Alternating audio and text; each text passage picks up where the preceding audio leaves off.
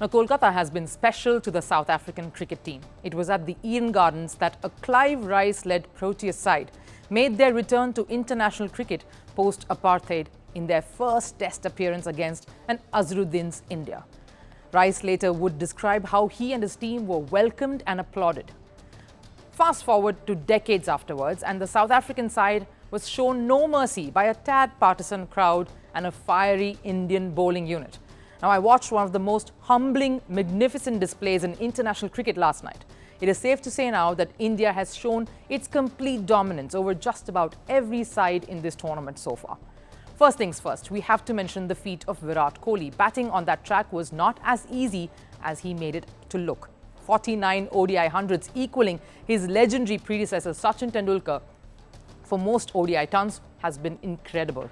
And to do it on his birthday, at the very same venue where he scored his very first one-day 100, while some scripts are just written perfectly. The celebration by Kohli himself was rather somber, giving us the impression that it was anything but perfect. Didn't even crack a smile, possibly just telling himself more than the rest that it was just another 100. The relief was surely there. Fans too didn't linger on that moment for too long because there was a match to be completed. In one of the earlier matches, one of the commentators joked with Virat about taking the spotlight away from Ravindra Jadeja. Well, this time, India's bowling unit did just that. Jadeja, the star in act, as they completely took the spotlight away from the brilliant 100 by just their sheer class. They bundled out what is arguably the best batting side so far in the tournament for 83 runs. If Bumrah won't get you, Siraj will. If Siraj doesn't, Shami will. If he doesn't, Jadeja will dismiss you. And even if he fails, there's always Kuldeep Yadav waiting in the wings. Former England cricketer Michael Vaughan saying it a little more aptly. But these are 5 proper wicket-taking bowlers who can derail even the best. It's after years that India is fielding a bowling side that has struck fear in every single batting lineup. Usually in 50 overs, there's often a tendency to get a little lax, prompting the batters too to go after that rather one bowler or the 6th one. With this Indian attack, there is no sense of respite, no relief. 2 things to note. Firstly, them being aware of the lack of a 6th bowler with Hardik being ruled out, thereby not just losing out that bowler, but also a massive striker of the ball.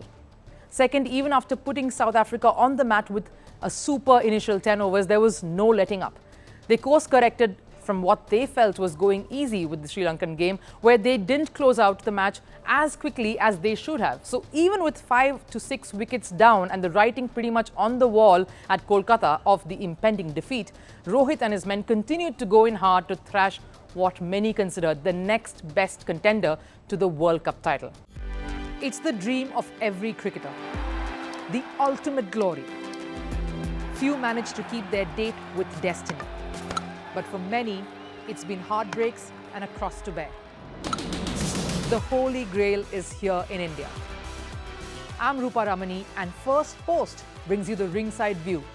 We bring you the Cup of Dreams. Cricket World Cup coverage like never before.